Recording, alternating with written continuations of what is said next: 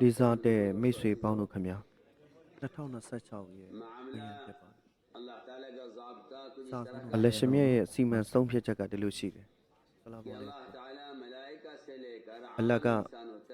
ဖရစ်စတာများလူသားများအထိကီယာမတ်နေ့ထိပေါက်ဖွာလာမဲ့လူများအထိအလရှမြကမိမိရဲ့တချို့သောဘန္တာများကိုမိမိရဲ့အမိန့်တော်များတည်ရမှုအတွက်တာဝန်ဝတ္တရားကိုချီးမြှင့်ပေးတယ်နမတ်ရဲ့တာဝန်ဝတ္တရားတွေဟတ်ရဲ့တာဝန်ဇကတ်ရဲ့တာဝန်ဒီလောက်ပဲမဟုတ်ဘူးဝန်တို့ဝန်ဖို့ဆိုသူသုံးထားတယ်ဒါပေမဲ့မြန်မာလူစီလီယွန်ပြန်လိုက်တော့တာဝန်ဝတ္တရားတွေပေါ့ဒါကြောင့် infiradi amal ဆိုတာ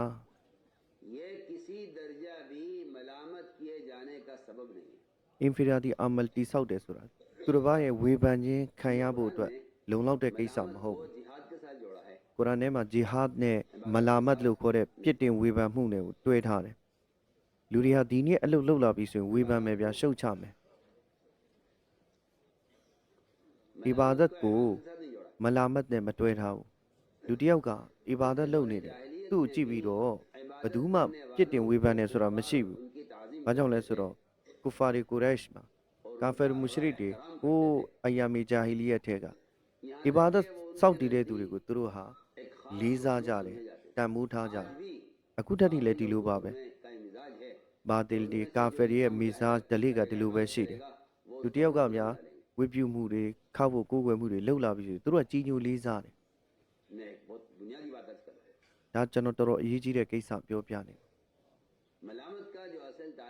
လူတွေရဲ့ဝေဖန်ပြစ်တင်မှုရဲ့ပတ်သက်မှုဆက်ဆက်မှုကဘာမှရှိလဲဆိုတော့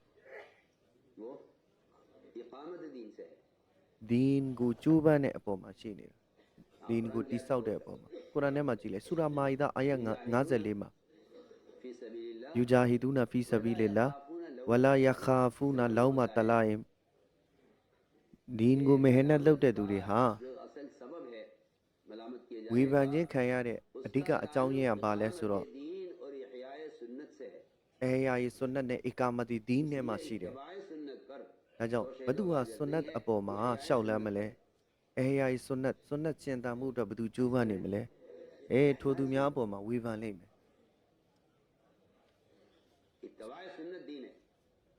ဒီန်အပေါ်မှာဆွန်နတ်အပေါ်မှာအေယာယီဆွန်နတ်အပေါ်မှာဆွန်နတ်ကျင့်တာအောင်ကြိုးပမ်းနေတဲ့အပေါ်မှာသူ့ကြည့်ပြီးလူတွေကဝေဖန်မှာကိုယ်အချင်းချင်းတွေကဝေဖန်မှာဒါကိုပြောတာအေယာယီဆွန်နတ်ဆိုတာဒါဂျီဟတ်ကိုပြောတာအလ္လာဟ်ကကဆမ်စားပြီးပြောတယ်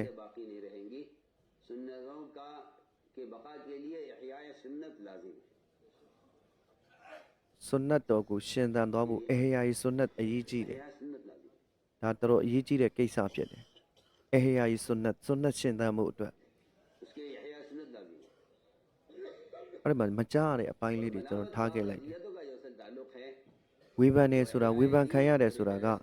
အေယာယီဒီန်ကြောင့်ဖြစ်လာမယ်အေယာယီဆွန်နတ်ကြောင့်ဖြစ်လာမယ်လူတစ်ယောက်ကဒီန်ကိုရှင်သန်မှုကြိုးစားလာပြီးဒါမှမဟုတ်ဆွန်နတ်ရှင်သန်မှုကြိုးစားမယ်ဆိုရင်သူကဝေဖန်ခံရလိမ့်မယ်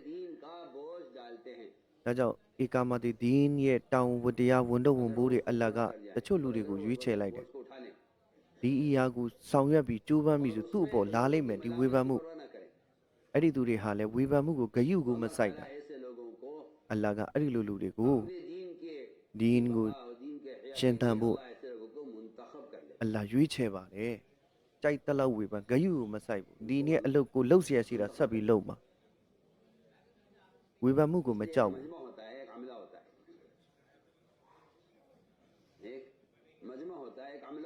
မဂျမာတစ်ခုအမလာတစ်ခုရှိပါတယ်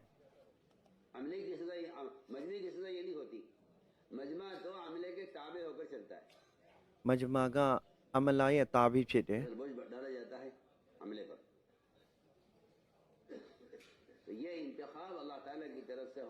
ဒီရွေးချယ်မှုကအလ္လာဟ်ဘက်ကဖြစ်လာတာအလ္လာဟူအက္ဘာအလ္လာဟ်ဟာနဗီအန်ဘီယာအလိုင်ဆလာမ်နေကိုဒီလိုပဲရွေးခဲ့ပါတယ်ဒီလိုအမိန့်တော်ရဲ့ဘိုးတွေတောင်းဝန်တော့ဝန်ဘိုးတွေအလ္လာဟ်ချီးမြှင့်ပေးလိုက်တယ်သူတို့အပေါ်မှာတင်ပေးလိုက်တယ်တောင်းဝန်ခံအဖြစ်နဲ့သူကအဲ့ဒီတောင်းဝန်ဘယ်လောက်ထမ်းရွက်မလဲ कितना उठाते हैं ဘလောက်ထမ်းရွက်မလဲတာဝန်ဝတ္တရားကို इसलिए ဒါကြောင့် सबसे बस मुख्तसर बात यह है बुनियादी बात တိတန့်ပြောခြင်းနဲ့အခြေခံကြတဲ့အချက်ကဒါဖြစ်တယ် အလ္လာဟ်ရဘ်အလ်အစ္စတ်ဟာအမ်ဘီယာလိဆလမ်များကိုဆဘရရဲ့စမ်းသပ်မှုအလ္လာဟ်ဟာစာမေးပွဲစစ်တယ်ဆဘရရဲ့စမ်းသပ်မှုတွေသူ့မှာဘလောက်ဆဘရရှိလဲဒါကိုစမ်းသပ် भी जानता है အဲ့ဒီဆဘရကဘလောက်ရှိလဲဆိုတော့ကာဖီရောင်သိတယ် तू ကတော်တော်တီးခံတတ်တယ်သူဆိုတာ तबके का फर्द हो किसी बातिल तबके का फर्द हो वो जानता है कि नबी होने की अलामत सब्र है ဘာတိလ်တောင်သိတယ်ဗျာနဗီဘလောက်ဆဘရလုပ်တတ်လဲဆိုတာဆဘရလုပ်တဲ့သူကနဗီဖြစ်တယ်ဆိုတာဟို सब्र है နဗီရဲ့အလာမတ်ကူကဆဘရဖြစ်တယ် अलामत सब्र है နဗီတမန်တော်ဟာတစ်ချိန်လုံးကနဗီဖြစ်ခြင်းကိုဘယ်လိုသိရလဲဆိုတော့ तू ကအင်မတန်ပဲခန္ဒီပါရမီသိခံခြင်းတရားနဲ့ပြည့်စုံတဲ့ပုဂ္ဂိုလ်ဖြစ်တယ်နဗီနဲ့ဘယင်နဲ့မှာခြားနားမှုရှိတယ် के दरमियान के फर्क को နဗီနဲ့ मालूम कर देखा है ဘယင်နဲ့ဘာကွာလဲဆိုတော့ करें तो ये बात ဘီလကစ်ကတစ်ချိန်လုံးကငွေကြီးနဲ့သူဟာဖျားယောင်းခဲ့တယ်မလားလှဲ့मदद कर दें မာဖလို့ပါငွေကြီးနဲ့သူကစမ်းတက်ခဲ့တယ်မလား ज़ैद इब्न साना को मालूम था ဇိုက်ဒ်ဘင်စာနာကလည်းသူသဘောပေါက်တယ် कि अलामत ये နဗီဟာနဗီဖြစ်ခြင်းရဲ့အထောက်အထားတစ်ခုက जाएगा သူ့ဘလောက်ပဲ इनके इल्म में ကြမ်းကြမ်းတမ်းတမ်းရဲရဲဆက်ဆက်ဆက်ဆံပါစေသူကတီးခံတယ်ဆိုတာဇိုက်ဒ်ဘင်စာနာကသဘောပေါက် इब्न साना ယဟူဒီပါတီပေါ့သူသိတယ် कि इनको सता कर देखा जाए ဒါကိုစမ်းတက်ရမယ်သူ့မှာ हैं နဗီ या नबी नहीं ဖြစ်လားမဖြစ်ဘူးလားဆိုတာဘာနဲ့စမ်းလဲဆိုတော့ဆဘရနဲ့စမ်းတယ်သူကဆဘရလို့ရင်နဗီဖြစ်တယ်ဆဘရမရှိရင်နဗီမဟုတ်ဘူး की एक ऐसी अलामत है ဒါကြောင့်နဗီတွေရဲ့နဗီဖြစ်ခြင်း कि अलामत सब्र है သိတာစီတဲ့အထောက်အထားတစ်ခုက सताओ और သူတို့ကို परेशान करके देखो ရဲရဲဆက်ဆက်ကြမ်းကြမ်းတမ်းတမ်းဆက်ဆံမိမယ်သူတို့ဟာဆဘရလောက်ကြတယ် हमारे साथ जवाबी कार्रवाई क्या करते हैं ये जवाबी कार्रवाई क्या करते हैं ဒီလိုခါးသီးမှုကိုဘလို့တုံ့ပြန်လဲ ये जवाबी कार्रवाई क्या करते हैं इन्हें सदा ဘလို့တုံ့ပြန်အဖြစ်ပေးလဲကြမ်းကြမ်းတမ်းတမ်းဆက်ဆံလာပြီဆိုရင်ဒီခါးသီးမှုကိုဘလို့ပြန်ပြီးတော့တုံ့ပြန်တယ်ဟာဇတ်ဇိုက်ဒ်ဘင်စာနာယဟူဒီအာလင်လည်းဖြစ်တယ် की ဓမ္မနမြတ်ဆလ္လာလာဟူအလိုင်ဝဆလမ်ရဲ့ बैसत की भी खबर थी और आपके आने के जमाने တမန်တော်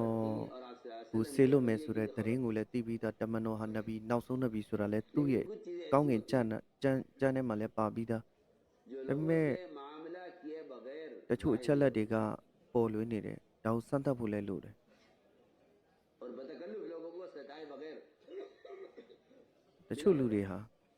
အရာတစ်ခုကိုမစူးစမ်းမဲနဲ့မသိနိုင် कि ဘူး ये सब्र के किस दर्जे पर हैं သူ့ရဲ့ဆဘရကဘလို့အစစ်တမ်းမျိုးမှရှိလဲ इनको တချို့သောပုဂ္ဂိုလ်တွေ सताकर देखा जाता है စမ်းသပ်ကြ कि ည့်ကြတယ် हमारे साथ जवाबी कार्रवाई क्या करते တမန်တော်ကိုပြောတာမဟုတ်တော့တာမန်လူတွေကိုပြောတာ हैं इब्न साना आगे ဒါဥပမာပေးတာပေါ့နော်လူတွေဟာအရာတစ်ခုစူးစမ်းကြတယ်သိဖို့အတွက် वसल्लम का चेहरा देख အဲ့ဒီလိုပဲ समझ गए ဇိုက်ဒ်ဘင်စာနာကလည်းတမန်တော်ရဲ့ जो सारी पाई जा रही हैं ရုပ်စင်းတဲ့ရံကိုကြည့်ပြီးတော့တမန်တော်ဟာနဗီဖြစ်ကြောင်းကိုပေါ်လွင်နေပါတယ်ဒါပေမဲ့ वो တမန်တော်မှာ है ဆဘရနဲ့တဟမုလ်ဘယ်လောက်ရှိလဲဆိုတော့ကိုသိဖို့အတွက် आना पड़ेगा ငါအနေနဲ့စမ်းသပ်ရမယ်ဆိုပြီးဆုံးဖြတ်ချက်ပေါ်လာတယ် और इनके साथ बिल्कुल जुल्म और ज्यादती करनी पड़ेगी အဲ့တော့ဘယ်လိုစမ်းလဲဆိုတော့တော်တော်ဇူလုံလုပ်တာတမန်တော်မြတ်ဆလ္လာလာဟူအလိုင်ဝဆလမ်ကိုပြင်းပြင်းထန်ထန်ဆက်ဆံရမယ်စမ်းသပ်ရမယ်ဇူလုံလုပ်ရမယ် आपके सामने बहाना बना एक အဲ့တော့အကြောင်းပြချက်ရှာတာပေါ့ एक တမန်တော်ကိုဘယ်လိုဇူလုံလုပ်ရင်ကောင်းမလဲ के अर्ज किया कि फला इलाके में कुछ और लोग इस्लाम တရက်ကြတော့သူ့အခွင့်အရေးရလာတယ်တောသားတစ်ယောက်ကဒုံဆိုင်ပြီးအစည်းအဝေးမော်ကဆင်းလာတယ် अगर फौरन ကျွန်တော်ဟာဘယ်ခန္ဓာကဖြစ်တယ်ဘယ်ရွာမှာနေတယ် से घबरा कर ဒီချိန်တော့လူတွေဟာအစားတစ်လုံးအတွက်ဒင်းကိုလက်ခံကြတယ်အခုကျွန်တော်တို့နေတဲ့ရက်ကွက်မှာ कि ကပ်ဖြစ်တယ်ပေါ့နော် इज्तिमाइयत လူတွေဟာကြက်တဲကုန်ပြီးခက်ခဲကုန်ပြီးအဲ့တော့အစားတစ်လုံးနဲ့ဒင်းကိုစွန့်လို့မှကျွန်တော်စိုးရိမ်နေတယ်ကျွန်တော်ဥပမာပြမွတ်စလမန်ရဲ့ ये है कि अगर အခြေအနေကဒီလိုရှိတယ်ခန္ဓာကိုယ်တစ်ခုလုံးနဲ့အလားတန်တူတယ် में जख्म हो तो पूरी အဲ့တော့ခန္ဓာကိုယ်မှာတဏှာမှာဒဏ်ရာဖြစ်ရင်တစ်ခုလုံးနာကျင်ရတယ်မဟုတ်ဘူးလားအစရဖြစ်တယ်မဟုတ်ဘူးလားအဲ့ဒီလိုပဲအွမ်မတ်ဆိုတာဒီလိုပဲတဏှာမှာတစ်ခုတစ်ခုဖြစ်ပြီးဆိုရင် फरमाया နာတတ်ရမယ် मदद के लिए कोई इंतजाम है साहब အဲ့တော့တမန်တော်မြတ်ဆလ္လာလာအလိုင်ဝဆလမ်ဘေးကိုကြည့်လိုက်တယ်ဒီပုဂ္ဂိုလ်ကိုကူညီဖို့အတွက်ဘယ်သူတက်ဆွမ်းနိုင်မလဲယုတ်တရက်ဆိုသလိုပါပဲ साहबा से सवाल किया တမန်တော်မြတ်ဆလ္လာလာအလိုင်ဝဆလမ်ဆဟာဘာတွေကိုမေးတယ် कहाँ बैठे हुए थे အဲ့တော့သူနဲ့ပတ်သက်ပြီးတော့ဒီပုဂ္ဂိုလ်ကိုကူညီဖို့ဘယ်သူတက်ဆွမ်းနိုင်မလဲသူကနည်းနည်းပါးပါးငွေကြီးလိုအပ်ချက်ဖြစ်နေတယ် इनको အဲ့တော့ဒီအခွင့်အရေးကိုစောင့်နေတာဇဇိုက်ဒ်ဘနုဆူနာက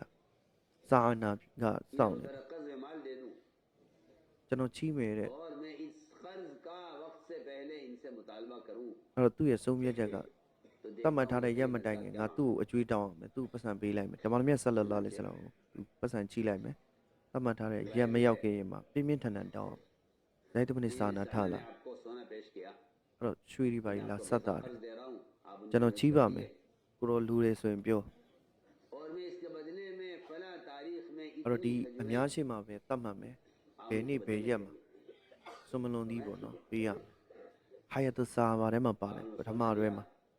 ဓမ္မမြတ်ဆလ္လာလာအလိုင်ဝဆလမ် और एक तारीख आपने लिख कर दे दी कि इस ရက်တရက်တတ်မှတ်လိုက်တဲ့ပေါ့သဘောတည်ညီမှုထားလိုက်တယ်ဘယ်နေ့ဘယ်ရက်ပေါ့ आपको इतनी इतनी खजूरें इसके बदले में देंगे အဲ့တော့စွန်မလွန်သည်ဘယ်ရွေ့ဘယ်မြဘလူစွန်မလွန်သည်အမျိုးအစားစသဖြင့်တတ်မှတ်လိုက်တယ်ဓမ္မတော်လက်နဲ့တော့မထိဘူး 3 दिन बाकी थे အဲ့တော့တတ်မှတ်ထားတဲ့ရက်မတိုင်ခင်မှာဓမ္မမြတ်ဆလ္လာလာအလိုင်ဝဆလမ်ထံကိုသူရောက်လာတယ်3ရက်လူသေးတယ်ဇိုက်ဒ်ဘနုစာနာရောက်လာတယ် अचानक आपका गिरबान पकड़ा ရုတ်တရက်တမန်တော်ရဲ့အင်ကြီးကော်လန်စာကိုဆွဲပြီးတော့ और सख्त लहजे में आपसे बात की और यहाँ တမန်တော်ပြင်းပြင်းထန်ထန်ရဲ့ဆက်ဆံတာ टाल मटोल करते हो वक्त पर ငါကိုရိုက်ရဲ့အကြောင်းကြားဘူးပြီးသားတဲ့ था इस बारे में အရင်တော့ကိုရိုက်ကဂရိမတီဘူးတဲ့ और यकीन हो गया အခုဆက်ဆံကြည့်တော့လေဒီအတိုင်းပဲမင်းတို့တွေဟာ और बड़े သူများပစ္စည်းယူပြီးတော့နောက်စပယ်လာတမန်တော်ကိုကြမ်းကြမ်းတမ်းတမ်းဆက်ဆံတယ်လူပုံလဲမှာအဆက်ခွဲတာ हजरत को मालूम था कि 3 दिन အဇတ်ဥမာရသဘောပေါက်တယ်3ရက်လူသေးတာလည်းသိတယ် अल्लाह ताला အဇတ်ဥမာရဒီအလောတာလာနုသခင် तलवार निकाली मैं बहुत ही जरूर बात कर रहा था ဒီမှာကျွန်တော်အရေးကြီးတာကိစ္စတစ်ခုပြောချင်တယ် फसाद और फितनों की ပြဿနာ आग वहाँ भड़कती है ပြဿနာများ जहाँ लोग अपने हिमायतियों को थपकी देते हैं और अपने हिमायतियों की का साथ देते हैं और अपने हिमायतियों पर एहसान करते हैं अपने ပြ हिमायतियों ဿနာတွေဘာကြောင့်များလာတာလဲဆိုတော့ကိုယ့်ကိုထောက်ခံနေတဲ့သူတွေကိုအားပေးတာပေါ့နော်ညှောက်ပေးတာပေါ့ဒါကြောင့်ပြဿနာများသွားတာဒါမေဇာဂျီနဘူဝတ်နဲ့ခီလာဖြစ်တယ်နော်ပြဿနာတစ်ခုခုဖြစ်လာပြီဆိုရင်ကိုယ့်ဘက်မှာရှိတဲ့ပရိသတ်ကိုယ့်ကိုထောက်ခံအားပေးတဲ့သူကိုမြှောက်ပေးတယ် लो। के साथ တမန်တော်မြတ်ဆလ္လာလာဟ်အလိုင်ဝဆလမ်ကိုကြတော့ ताकीद कर रहे साहबा को အဲ့ဒီလိုမလုပ်ဘူးကိုယ့်ဘက်မှာရှိတဲ့သူကိုမှတ်မြောက်ပြီး कोई आ जाए तो भाई तुम တမန်တော်ဆာဟာဘာတွေကိုတတိပေးတယ်နော် बल्कि इनके လူတစ်ယောက်ရောက်လာပြီဆိုရင် बजाय इंतकाम को सोचने के इनके इकराम အ को သူ့ सोचना ကိုဂလက်စားချေဖို့မစင်စားနဲ့အကရမ်လုပ်ဖို့စဉ်းစားဂုံပြေးဖို့စဉ်းစားမင်းတို့ရန်သူရောက်လာမယ်ဆိုရင် ठीक है इनका इकराम करने ဒါဟာအကရမ်လုပ်ဖို့မောက်ကာပဲနော်ဂလက်စားချေဖို့အခွင့်အရေးမဟုတ်ဘူး कत्ल की အင်တီကာမလုပ်အောင်အကရမ်လုပ်အောင် से फरमाया उमर ये तुमने क्या တဲ့အိမ်နဲ့ဟဇတ်ဥမာကသူ့လက်ကိုရိုက်ချလိုက်တယ် उमर ये ဟဇတ်ဥမာကိုတမန်တော်မြတ်ဆလ္လာလာဟ်အလိုင်ဝဆလမ်အမိန့်ရှိတယ်ဥမာဘာလုပ်လိုက်တာလဲ मुझसे कहते मैं မင်းဘာလုပ်လိုက်တာတမန်တော်ဘက်ကနာပြီးတော့ငါ့ကိုပြောရမှာဟဇတ်ဥမာကို इससे कहते တမန်တော်ကဟဇတ်ဥမာကို अपने हक के ကူညီဖို့ရောက်လာတယ်ကိုယ့်ဘက်မှာရှိတဲ့သူမမြောက်ဘူး इसको မင်းပြောရမှာဟာ इस्लाम के तरीके की तालीम ဒီလိုပဲပြောရမှာအစ္စလာမ်မှာကကိုရပိုင်ခွင့်ကိုတောင်းတဲ့အခါဒီပုံစံမျိုးမတောင်းအောင်ဘူးနော် जाओ အ उमर စ္စလာမ်ကသင်ပေးတယ် इनको इनका हक दो အစ္စလာမ်က मैं သူ आपको တစ်ပါးရဲ့ရပိုင်ခွင့်ကိုပြန်ပေးဆက်ဖို့အတွက်သင်ပေးတယ်မလားမင်းပြောရမှာ एहसान ကိုတော့ क्या है? သူ့ပေးစရာရှိတဲ့ကိစ္စပေးလိုက်ပါ एहसान ဒါ ये ပဲ नहीं ပြောရ है। မှာဘာဖြစ်လို့ एहसान ဘယ် का အိမ်နဲ့ माना ဒီ ये လို नहीं ရိုက် है တာ कि အဲ आप ဆန်ဆိုတာဘာလဲ अपने पर एहसान करने အဲဆန်ဆိုတာဒါမဟုတ်ဘူးနော် एहसान का माना အဲ ये नहीं ဆန်ရဲ့အရေးချင်းကဒါမဟုတ်ဘူး एहसान का कमाल ကို ये ယ့်ပေါ် भी မှာ नहीं है အဲဆန်လုပ်တဲ့သူပြန်ပြီးအဲဆန်လုပ်တာဒါအဲဆန်ရဲ့ကမာလ်မဟုတ်ဘူးအဲဆန်ရဲ့အရေးချင်းအစစ်မှန် ये က नहीं है कि आप किसी अजनबी ကိုနဲ့မသိတဲ့တသိန်းတရံစာပေါ်မှာအဲဆန်လုပ်တာကျေးဇူးပြု कि တယ် आप ဒီလောက်ပဲမဟုတ်ဘူး वालों पर उनकी ကိုအဲဆန်လုပ်တဲ့သူပြန်ပြီးအဲဆန်လုပ်ကို့ပေါ်အကောင်းနဲ့ဆက်ဆက်တဲ့သူပြန်ကောင်းမယ်ဒီလိုမဟုတ်ဘူးကို့အပေါ်မှာဒုက္ခလာပြီးတဲ့သူကိုအဲဆန်ပြန်လုပ်တာအစ္စလာမ်ကသင်ပေးတဲ့အမြင့်ဆုံးအဲဆန်ဖြစ်တယ်ကို့အပေါ်မှာဒုက္ခပေးခဲ့တဲ့သူကို ကို့အပေါ်မှာဒုက္ခပေးခဲ့တဲ့သူတွေကိုပြန်ပြီးတော့အဲဆန်လုပ်တာဒါအစ္စလာမ်ကသင်ပေးတဲ့အမြင့်ဆုံးအဲဆန်ပဲ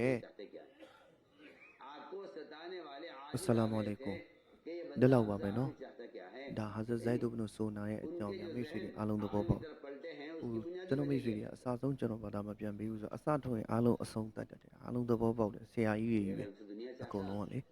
तो တကယ်ကိုအရေးချင်းရှိတဲ့ပုံကိုယ်တွေကျွန်တော်ထပ်ပို့ပြီးတော့အရေးချင်းရှိတဲ့ပုံကိုယ်တွေကျွန်တော်တို့ဘာမှအရေးချင်းရှိတဲ့သူလည်းမဟုတ်ပါဘူးနည်းနည်းပါးပါး